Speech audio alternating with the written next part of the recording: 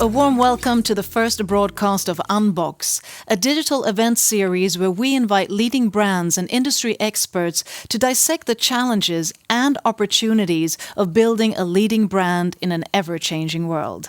My name is Sabine von Gafke. I'm an international moderator, speaker, and entrepreneur, and today I have the pleasure of navigating us through this studio broadcast.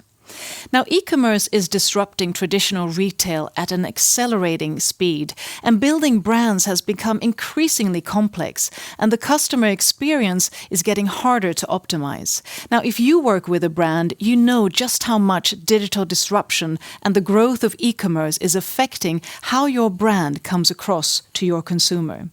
Previously, a consumer could physically see and touch and interact with a product, but today we rely on an ever-growing number of touch points and digital platforms and channels to communicate our brand value. We're one strong enabler to interact, communicate, and leverage the customer experience is smart packaging. In this Unbox episode, we're going to engage in conversations with invited speakers and experts on how to create a deeper engagement with consumers. Together, we're going to explore how a few successful brands have navigated this landscape and what factors have made them successful, and also look at human behavior, shifts in culture, and megatrends that impact us, and also see how we can adapt and create better and more purposeful solutions for the needs of tomorrow. And our first guest of today is Moonsak Song. He's the co-founder and CEO of the e-commerce consultancy agency Panagora. Now, Moonsak Song has been hailed as an e-commerce guru. He's based in Sweden, but he also believes the West could learn a lot of his native country, South Korea's e-commerce revolution on how to build a unique digital brand offer that responds to the changing human behaviors. Panagora helps companies that want to build and grow their brands using digital platforms. And since their inception in 2001, Panagora has worked with some of Sweden's most leading fashion and beauty brands, and the company now has hubs in South Korea, Japan, and soon will have a hub in Dubai and also in China. So welcome, Moonsak Song. Great to have you with us in the studio. Thank you. So we have the retail that is the offline, and now we see that e-commerce is, growing at such accelerated speed, not least due to the pandemic. What are the main drivers, and also who are the winners and losers here? Right. I usually say that, 20 years ago, internet was a rebellic thing, or like everything should be free on internet. So when someone like Sean launches Napster and more than 100 people download music illegally, the music industry doesn't identify a change of consumer behavior. They just see doing something very illegal, and they're losing money. So they sue Napster and close it down. And Steve Jobs saved the music industry and launches iTunes. And the same thing happened with movies when Swedish Pirate Bay, launched their service, and people start to download the movies illegally. From having some few rebellic, if you say, mega ventures, where they got shut down and Apple capitalized on that, suddenly we have COVID-19 that has the same kind of effect. But the effect COVID-19 has is in every country in the world, on every kind of service and product for all genders and no matter the age group. And it's the difference of being driven by rebellic startups now is controlled by the government and organization doing it regulated, forcing people to do online shopping because they're not allowed to do offline shopping. So yes, it's the fastest acceleration I ever seen, I guess. And how is that impacting? I mean, we're in the start of this period, but how do you foresee this really impacting both traditional retailers and, of course, the startups who maybe are more digital adaptable? Right. What do you sort of foresee here? All big traditional retail companies like H&M, Zara, Uniqlo, Nike, and so on, they have to very quickly do a digital transformation. Can they do a transformation quicker than the startups who doesn't have a legacy with all the offline business? It's really hard to say it's going to be a winner because you need more than just a good strategy. You need the capacity in terms of money, the right management, and so on. But one thing for sure, before the COVID-19, you could clearly see a trend that some of the biggest investment funds on this planet is investing more and more money to e-commerce. And now it should be even more. And sort of looking at strategies, just to give some maybe concrete examples for our viewers, what would you say in your perception are the main strategies that brands should apply to really succeed in the e-commerce digital sphere? I usually talk about 6 things, and we're touching a couple of them. The crowd, because what's so interesting with the crowd is that with social media, for example, Kylie Jenner is the youngest female billionaire, and she's so young she don't have any work experience in a traditional retail store, I guess. She just converted her crowd to a beauty transaction. And we're going to talk about beauty a little bit later, but it's interesting to see that a lot of the so-called influencers has become one of the fastest growing e-commerce players and company builders and brand builders. So having the crowd is one of, or reaching the crowd is one of the key success factors. And the second thing is create unique content. We also talked about that, with Game of Thrones and that kind of stuff. But we can see companies. There's a Swedish beautiful startup called Asket.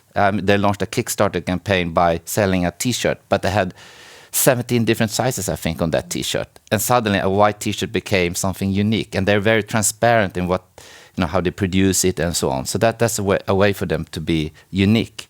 A third way is to actually have a political position, be environmental friendly, be very clear what you stand for. I mean, 2020, we had Black Lives Matter, and brands and companies that didn't take a political standpoint before suddenly did it. They had to do it.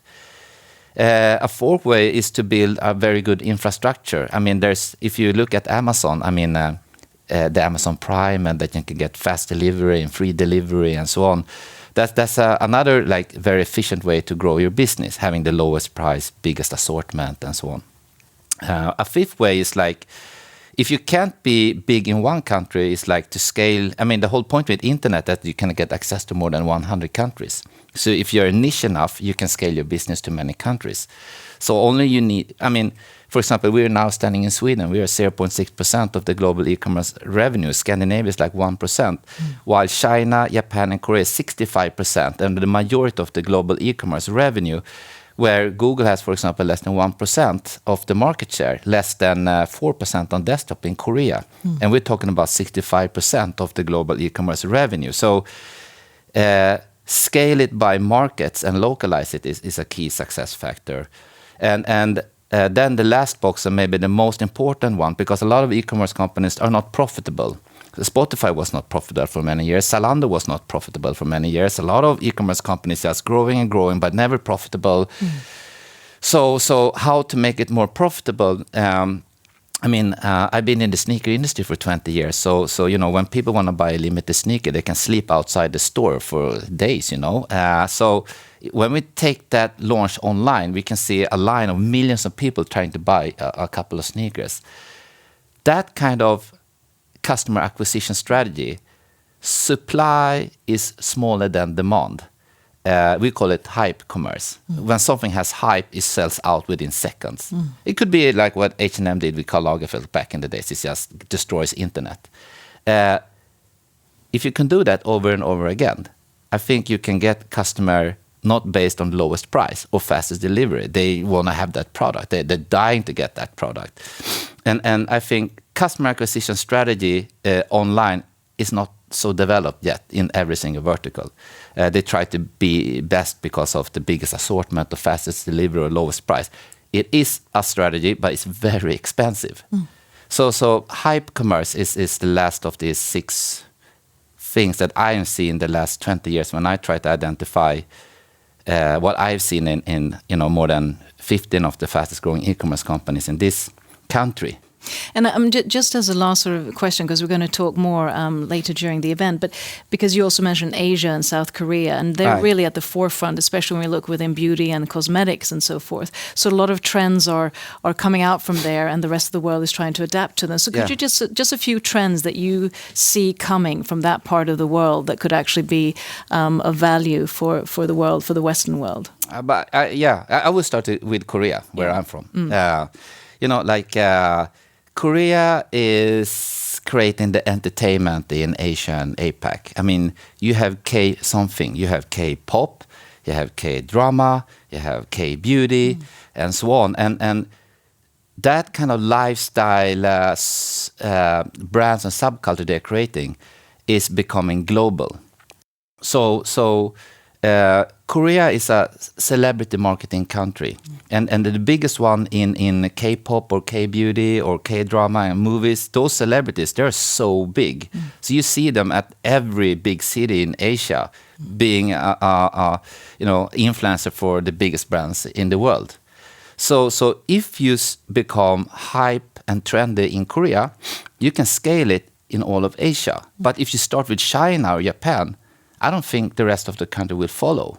Look at Vietnam. Their second language now is Korean language because of the Korean TV dramas. So, I mean, and I think, Korea is like the trendsetter this day and an entry gateway to reach all of Asia.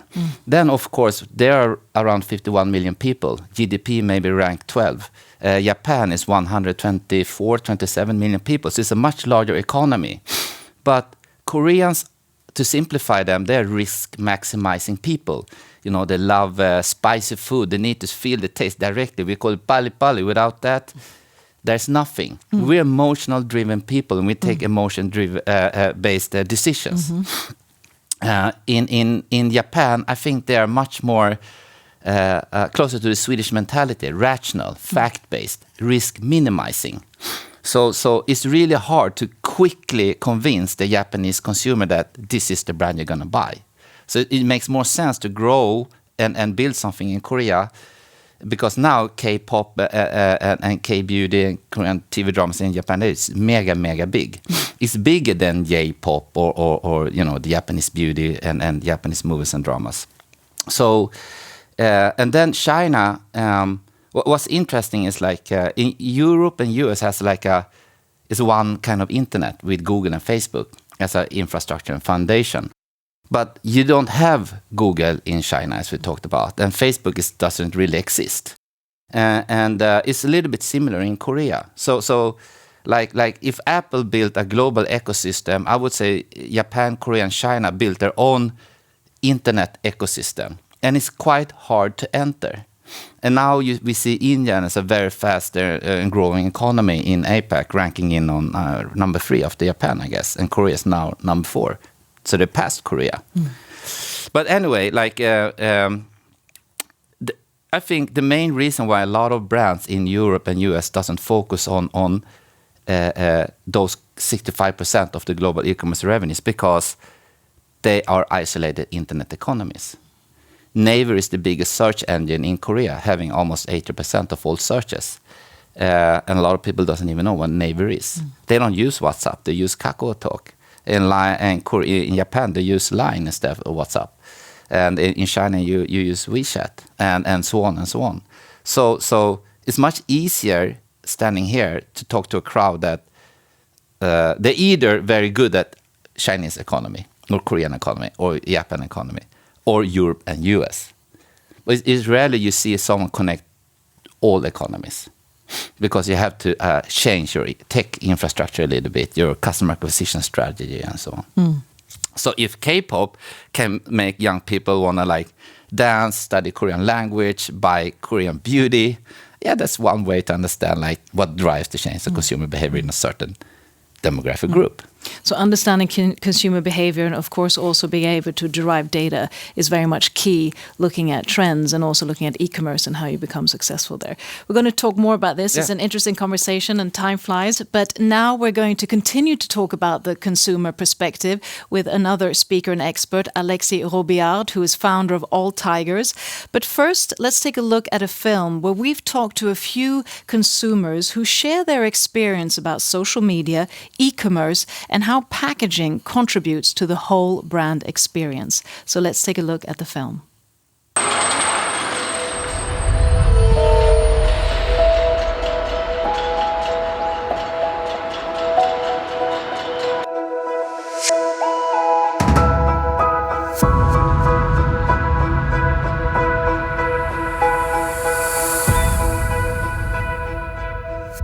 I normally buy beauty products. I love to shop at Nordstrom, and I also buy beauty products at Sephora. Now I'm buying a lot online on small boutique websites.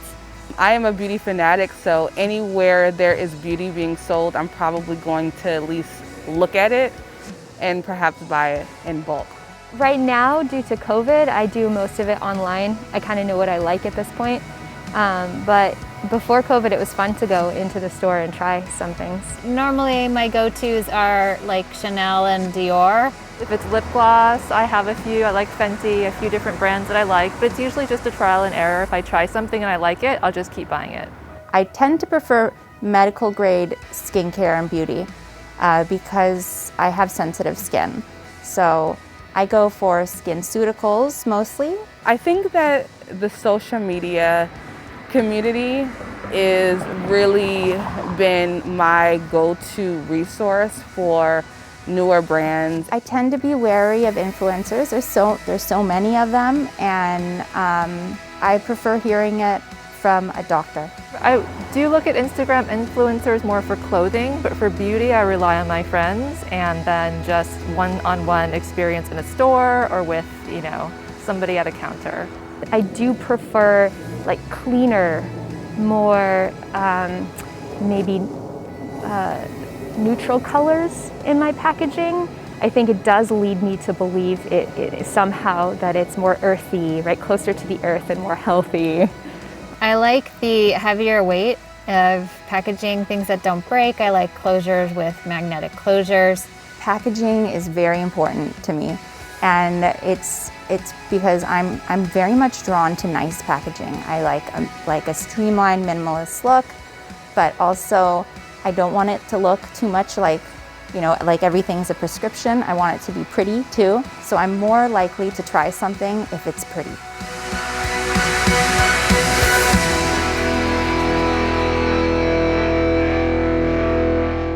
So welcome back. And now, as we heard in the film clip, the importance of packaging, of social media and influencers is really key today for brands to be able to enhance the consumer experience and also to communicate with their customers and community, especially in this digitalized world.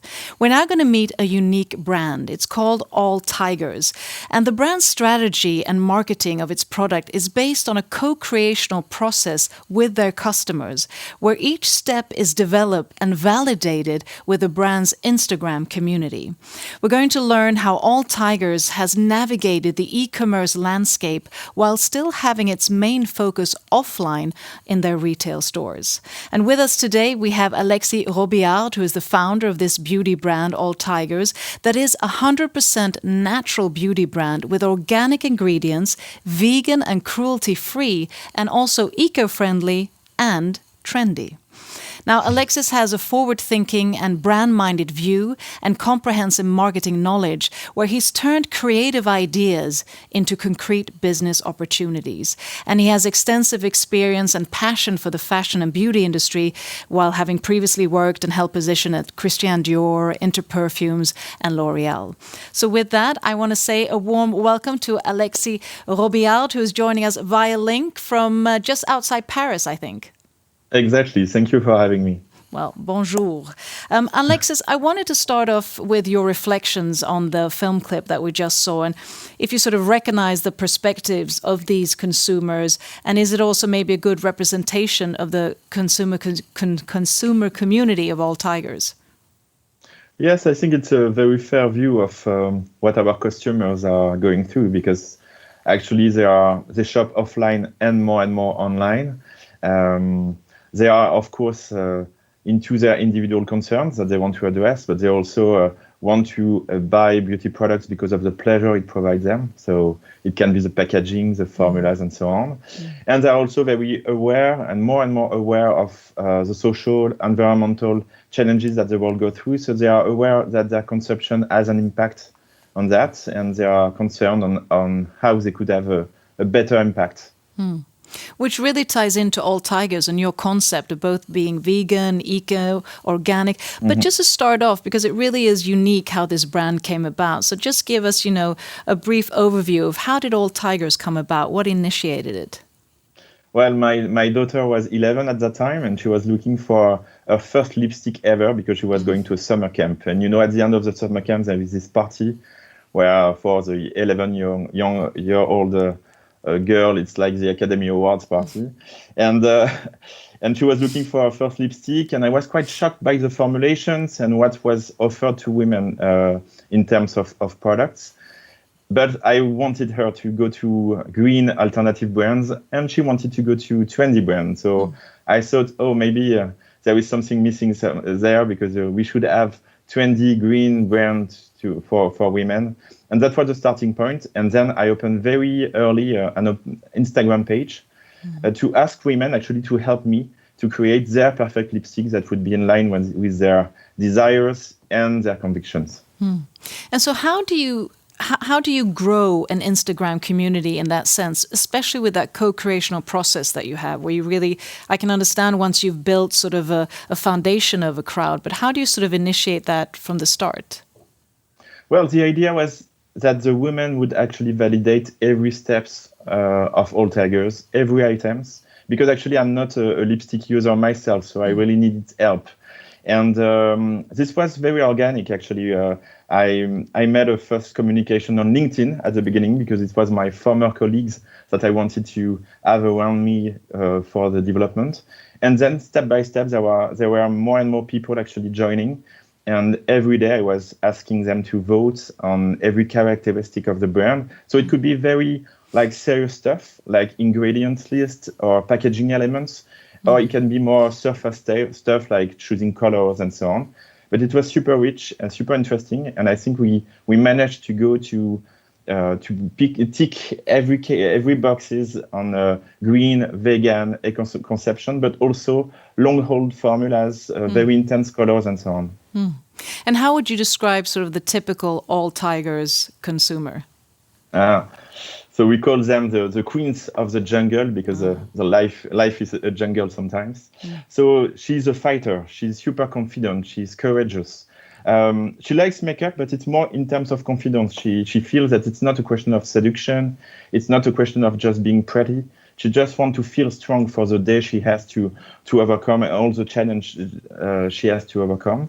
And I think All Tigers is based on the paradox, because it's at the same time very makeup, because it's intense color, as I said, and long hold. But at the same time, it's a committed brand with a green and vegan formulation, for instance. So it's a customer that is a makeup lover, and makeup performance is key for her. But at the same time, she wants to make the best choices for herself, for her health, for the living, for the planet.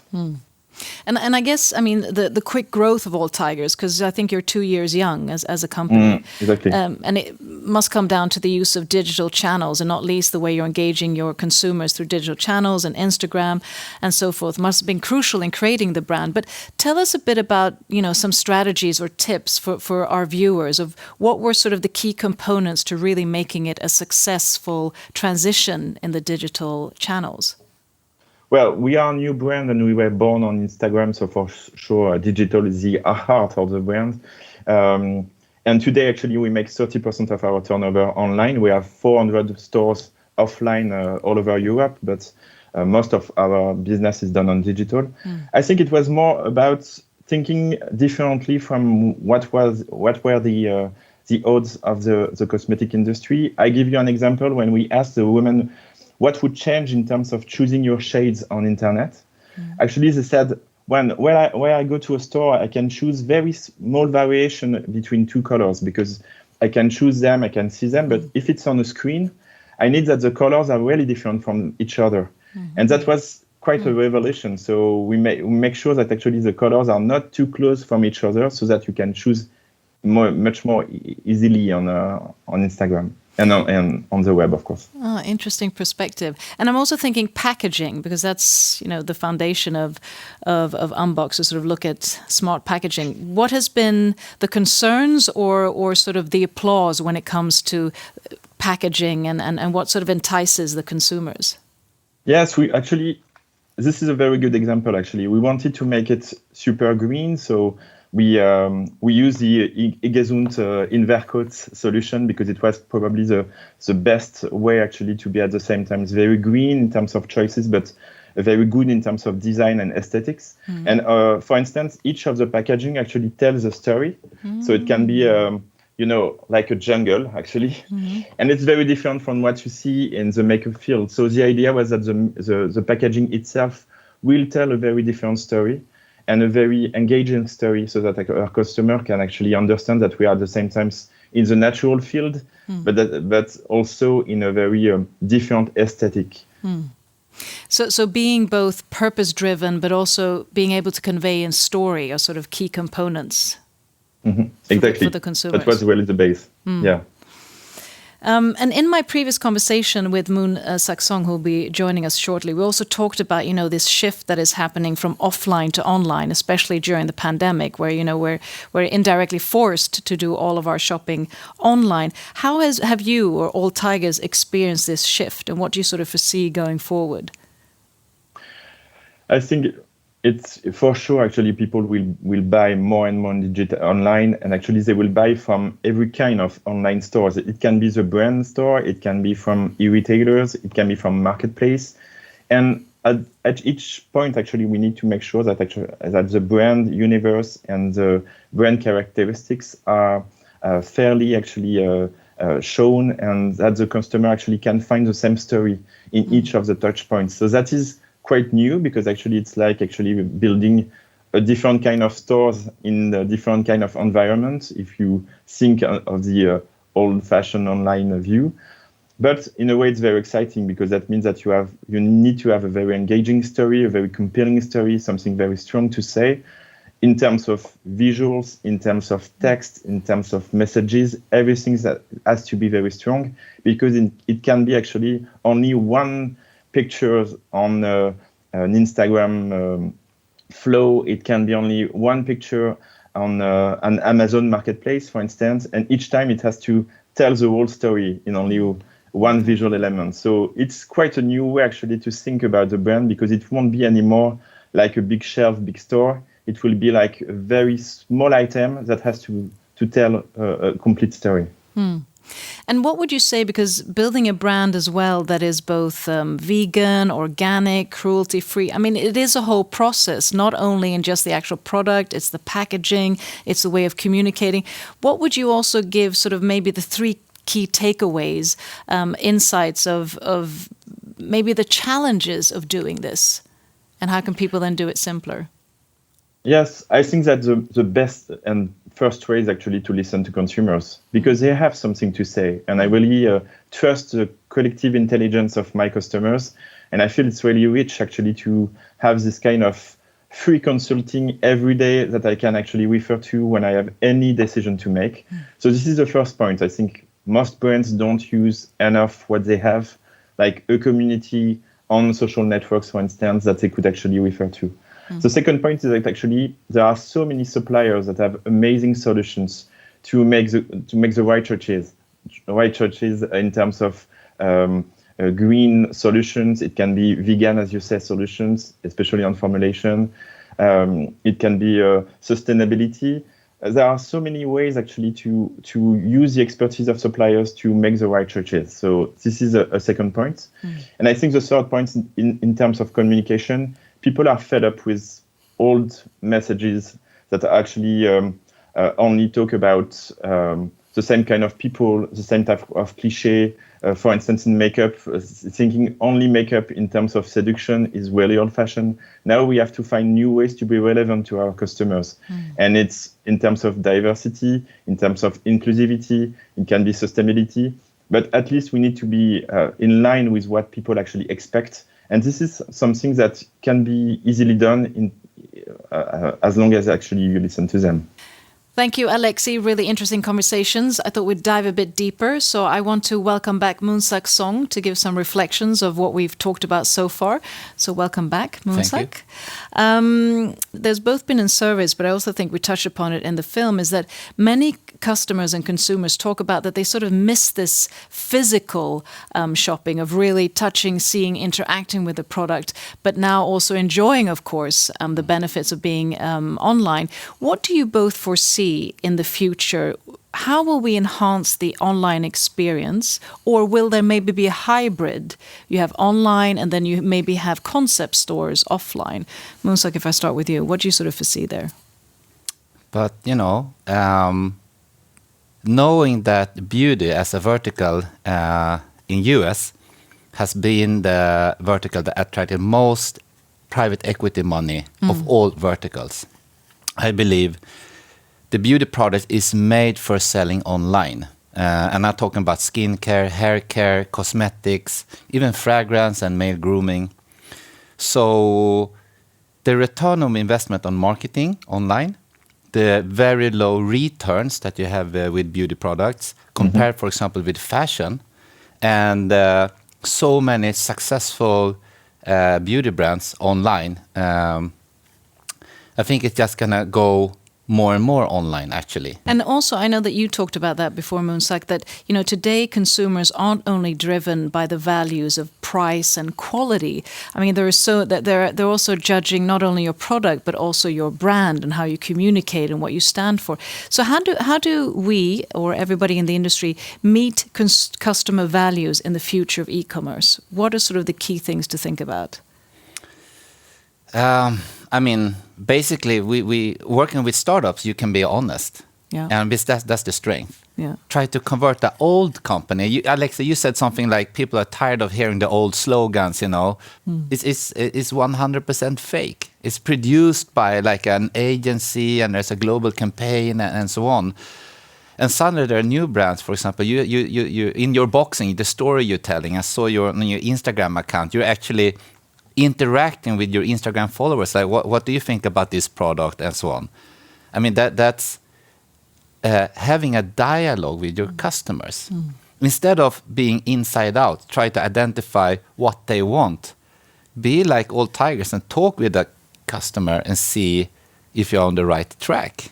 I think the dialogue is a part of being transparent. And as you said, Alexi, it's all about human interactions. I think that's the answer to what the customer actually wants in the future. So all tigers or other beauty brands or fashion brands or whatever brands, I think a lot of the fast-growing brands, what they have in common is they're actually willing to change their product development based on the customer feedback. In a much faster pace. And I guess those are the key drivers, that adaptability, flexibility, transparency of really adapting a product according to what your customers are constantly asking for. That flexibility, is that also, I mean, I presume that's a lot what Old Tigers does. I believe it is the best way to make the best products. It's just to listen to consumers and match their expectations, sometimes surprise them, of course, but match their expectations is at least the basics. And I think that the industry doesn't match their expectations today in terms of greener, cleaner products, especially. And where in all of this, we touched upon it a bit during our conversation, Alexi, but looking at packaging and smart packaging, has this sort of excelled even more and become even more important in the brand's expression when we go more and more online, the packaging? Alexi? Packaging is already like a key element in the environmental impact of the product. So our communities are not packaging experts, but they expect us to investigate and make the right choices for them. So finding the right balance between the technical constraints of the products, the environmental impact is already what we need at first. The second part is, as you said, how we adapt packaging for the new normal. So the new normal is an online world where sometimes you will actually buy from a brand on Amazon and you will only receive the product, nothing else. You won't receive like a leaflet. You won't have seen a website.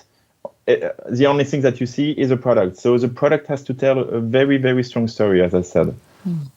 Moonsak, what's your take? Smart packaging and how it's evolving? Yeah, but we just seen the start. And I think if you ask why the smart packaging is important, I would say, how to replace the experience you get from an offline store when you have a really nice interior, it smells great, the staff is wonderful, and you go out there with your glossy bag showing the world that you've been shopping. I think a beautiful smart packages can replace that in certain ways. I mean, just only have a beautiful way to unbox your package could be a part of creating loyalty. Saying something about what you stand for. Maybe in this box you have a different kind of content, not only the product. If you buy, for example, lipsticks or whatever it is, maybe you can have another relevant sample of that lipstick that customer could try. So, I mean, adding different kind of content. Maybe all tigers has a small tiger to put down in the box, and people will start collecting small tigers on the shelf. I will come down to Alexis customers like, oh, you also a customer at all tigers, but you have blue tiger. I also want to have blue tiger. I only got the red tiger, stuff like that. And then it's like use the space in the box to add content that is unique for your brand. Add the unboxing as an experience. And if you have the box, maybe you should save that box, not only throw it away. Maybe keep all your beautiful lipsticks from all tigers there, and so on. Alexi, do you want to add anything to that? Yes, I think today there is also new ways actually to connect customers through the smart packaging via QR code and so on to websites, new contents and so on. And this actually brings also new possibilities to communicate with customers and have them go deep into the story of the brand. And we're going to look into that soon with our third speaker. And that also ties into the live stream shopping, where that hybrid where influencers are part of a live streaming with the product and so forth. Do you see that kind of trend growing? Yeah. I mean, asking someone like me if live shopping is gonna be booming globally, yes, you get yes. But if you have to, from my perspective, I think live shopping has always been there, but it had another term in media. They call it TV shop. So it's nothing new, and I just want to delete all the dramatic buzzwords for it was ecommerce, and then it became mobile commerce, m-commerce, when iPhone entered the stage. And I don't know what the media said about when all the tablets came, t-commerce or something. And then smart TVs, and then we have like smart speaker commerce, and then we have live shopping commerce. Everything is just commerce, if you ask me. I think every chance that a brand or retailer has to increase the chance to get the customer, they will take that chance if they can get a new customer. So yes, live shopping online, great. But it's not a new thing. Human doesn't wake up on a Monday morning, but today I'm going to be a live shopper. And on Tuesday, today I'm going to go offline shopping. It's the same humans, and it's a lot of the same brands and service. The interface between humans and the brands could be an offline store, could be a live shop, could be online shop, app, I don't know, coffee, restaurant, hotel environment, whatever it is. It's just the interface. I think it's that simple, actually. But the day when you start to try to put words before commerce, I think that's the day when you start to not seeing the whole picture. Would you agree as a last input, Alexi? Completely. It's not a complicated thing actually to get into a new channel. It's just the same way, the same relationship for the same products. So it's really the most simplest way that you can imagine. Just going live stream is just the same as going to a store and selling the product. It's just the love for the product that will actually bring the success. It's about finding different creative ways, but still it's channeling the same function. Thank you so much once again, Moonsak and Alexi, for your perspectives. You'll be back soon, because now it's time for our third speaker, an expert of today, who in this film that we're going to see will talk about the future of smart packaging. And understanding that the package is the actual shuttle, as we talked about, and a communication catalyst, and also an important segue to customers, along with bringing the brand experience from the virtual void into the physical presence, is really key. And unboxing creates great possibilities for a brand to engage and communicate with their audience, where smart packaging, of course, is a great enabler. But what does the future of smart packaging look like? That is the conversation that we're now going to dive deeper into with Marcus Wolff. Now, Marcus is a specialist within smart packaging, and he will share with us how to build customer loyalty by using smart packaging, and elaborate about how smart packaging is changing and evolving, and also give us some great examples. So let's take a look at this film with Marcus Wolff. Customer loyalty is not easy. It's not something that you just press a button and then it works. It's about give. As a brand, you have to give a lot. My name is Marcus Wolff. I'm a specialist within smart packaging. I see the role of packaging changing in the future as becoming something that is not static. It's something where consumers can interact with it. You can reorder, you can create something more special from a brand perspective than just delivering the physical products. Smart packaging is an opportunity for any brand, I would say. For a brand owner, you will become more data-driven. You can use this as a brand loyalty channel. And also you will be more transparent with the consumers. By collecting the data from interactions when consumers, for example, use their smartphones and interact with the packaging, this becomes small digital touch points, where you can see differences from regional differences, but also from demographics, and also see how you can penetrate new markets, what the product development should be in different markets, etc. So this becomes, I would say, the foundation for product development for most brands. The easiest way for brands to start using smart packaging, I would say, is use the QR codes. I mean, if you're a very sophisticated brand, you might have serialized QR codes or use NFC tags within the packaging. But for any brand to start with, I would say, what is the core of the brand, and how can you help a consumer by using additional information of a product? This can be recipes, it can be how-to guides, it can be instructions how to use the product in different ways. It can also be the way for consumers to check the provenance of a product, to know how this can be recycled, etc. Do not use this as a one-off or a gimmicky activation. Use this as something where you give value to the consumer, real value.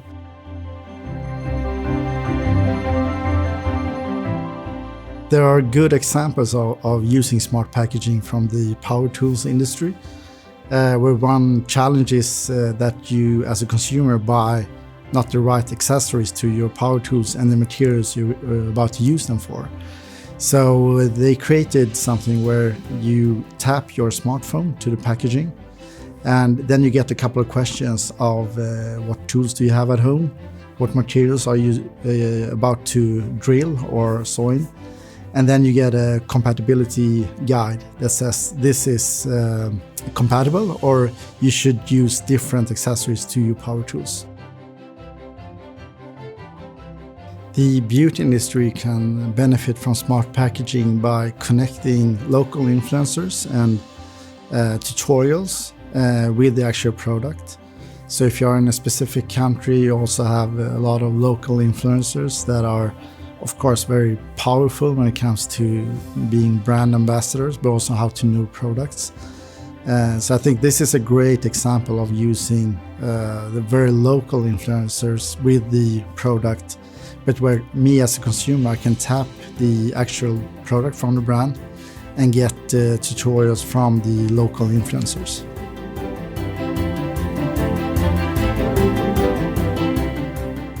It's not a one-off. It's not gimmicky. This is, one piece in the marketing strategy. Use the packaging as a information channel. So thank you to Marcus Wolff for sharing his perspectives on the future of smart packaging. And Alexi and Moonsak, I'd like to have your reflections on what was talked about here in the films. What is amazing in the videos you just showed is that actually packaging will become an entry to the web, and that's quite new. And one of our long-term projects is actually to have like a full tracking of when you get a product, to be able to know through, for instance, a QR code and then the blockchain, to know what are the ingredients inside, but where do they come from, when do they were actually harvested, and so on, to have the full idea of what actually came to create this packaging. And this is something actually beautiful and amazing to imagine that packaging will enable that. So this is a long-term project that we have, and actually your video shows that it can be very, very possible actually. And I think that's also what is so interesting with technology and fusing that with different sectors, like, for example, the beauty and retail. And as you also mentioned, Marcus talked about RFID, radio frequency identification, near-field communication, and of course, the QR codes and using bars. How do you see, Moonsak? Is this something that's going to be more and more integrated? And is it a simple process for brands to adapt and to sort of integrate into their boxing and strategy? Yes, totally, because what Marcus pointed on in the very beginning of the video was that the right kind of experience with smart packaging creates higher engagement and therefore higher loyalty. So I think anything that can create higher engagement and therefore loyalty makes sense. And all the examples you mentioned, I think they help. And I know there was also talking about the beauty industry can benefit from smart packaging by connecting local influencers with tutorials on the products. And I think from All Tigers, that's something I presume you're already doing with the Instagram community. What is that sort of giving back? Yeah, tutorials is really a key point, because actually people want advice, and as we said, it will be less and less through beauty advisors in a store, but more and more at home that you will be looking for advice. And I think that the idea that packaging actually unlocks some tutorials and help people to better use the products is something that makes it super exciting, of course. And just to sort of summarize this package and unpack all of what we've said, so how is e-commerce changing the need for smart packaging, sort of in a one-sentence phrase? What are the key components? But it takes the offline experience to online. And how can it help brands to engage their customers even more? I mean, even if you see the most beautiful picture online through social media and you have a beautiful checkout experience and a confirmation email and all that, is when you get the box in your hand.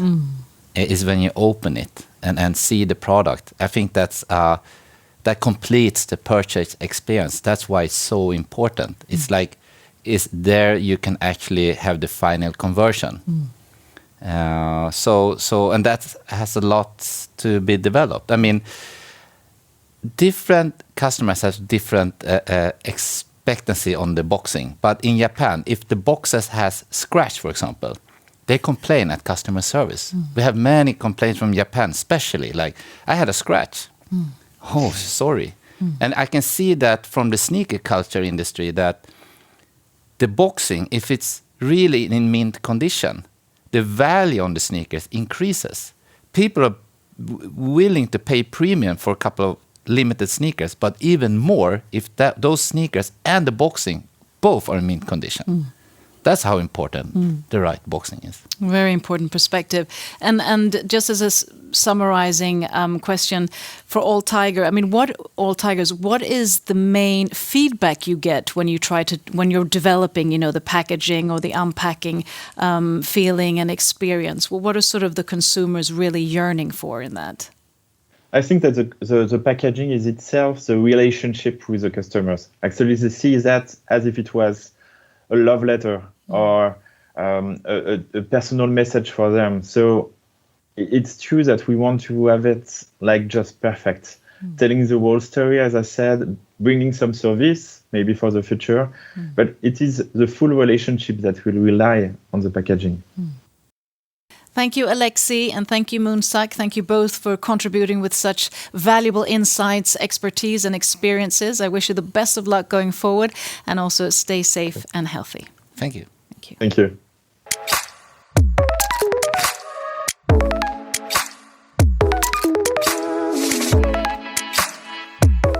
With that, it's time for me to welcome Aelin Lee from Iggesund to the studio. Now, Aelin works as Business Development Manager at Iggesund, and I thought it would be a great opportunity to have a quick recap and reflection of today's Unbox.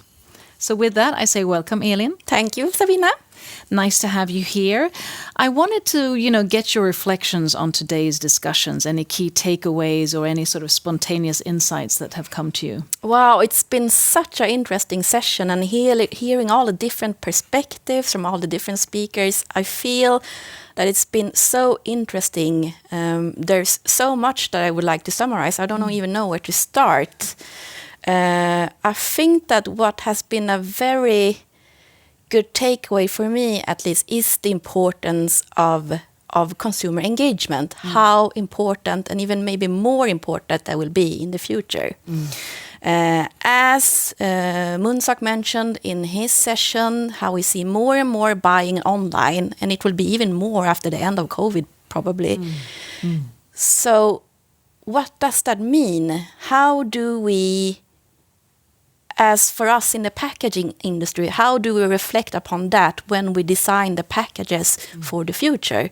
And I think that one thing we need to keep in mind then is how do we build in more consumer engagement in the packaging, no matter if it's retail, brick and mortar, or if it's e-commerce. And it was also very interesting to hear how smart packaging and the unboxing is such a vital part of the marketing strategy, in addition to the way how you can communicate with consumers. Yes, I was thinking of that video when we had one of the ladies mention that it's fun to go out and shop. And how do we bring that fun when we're no longer going in stores? So how do we give that fun experience to consumers when they're shopping online? It was like a TikTok influencer who realized that she could buy the cheapest product on the Chanel website. So cotton pads for $20, I think. And even with that cheapest product, she will still get the full Chanel unboxing experience. The nice box, the little cloth with Chanel brands, some free samples, and that whole unwrapping unboxing experience. So what she did is that she put all of this on TikTok. And almost immediately, it gained 7 million views. And then more people followed and made their own TikTok videos. So I think that they even had a backlog on these cotton products from Chanel. So I think the delivery time now is 2 months because it's nice. And also really conceptualize what Iggesund is doing, with the whole smart packaging and how that is such a vital process in the whole supply chain. Exactly. Because also thinking about smart packaging, what does it mean? I mean, I think it means different depending. I mean, some people, they tend to look at smart packaging as incorporation of technology. You're using the NFC or you're using just QR codes. For some others, it could be more about the conscious choice of material. Like, for example, for our tigers, you're thinking of the ingredients, you're making it eco-friendly, vegan. So all the different choices you make when you select your material. And that's also smart packaging. So it's not only one thing, it's several things. And it's also very fitting for the time we're in now. Definitely. And the storytelling. Exactly, the storytelling too. And I also thought, tell us a bit about Iggesund's published guides and sort of deep dives that our viewers, I know, can download on Iggesund's website that sort of dives deeper into topics that it's both how to influence influencers with packaging and also how to design packaging in the omni-channel platform. So tell us more about that. Yes, so we made it deep dives. It could be like maybe you found this interesting, so you want to learn some more. So we produced 2 very easy to read material with lots of examples, lots of tips, and quite broad also. We're talking about different perspectives, and they can download them, access them through our website and download them. And if they want, they can also contact us to hear more. It's all built from our curiosity in different topics. So we wanted to make these deep dives to both share our curiosity, but also come in with some of the knowledge that we have accumulated. Thank you very much, Aelin. And with that, it's a wrap of the first episode of Unbox. I hope it's felt relevant, interesting, and inspiring, and hopefully you've all received some key takeaways or insights that you can apply to your businesses and your brands. And I'd like to extend a warm thank you to all of our guests, and of course also a warm thank you to all of our viewers who have been watching the first episode of Unbox. Please do send in your reflections and feedback by using the chat function. And feel free to contact Iggesund's experts for a personal consultation at any time. And you can of course download the deep dive guides that Aelin mentioned earlier at iggesund.com. For more information and updates, do follow Iggesund on LinkedIn, and of course also do subscribe to the Iggesund newsletter. And we're already working on the next episode of Unbox and look forward to inviting you back for a new episode. In the meantime, do stay safe and healthy. And last but not least, thank you for watching.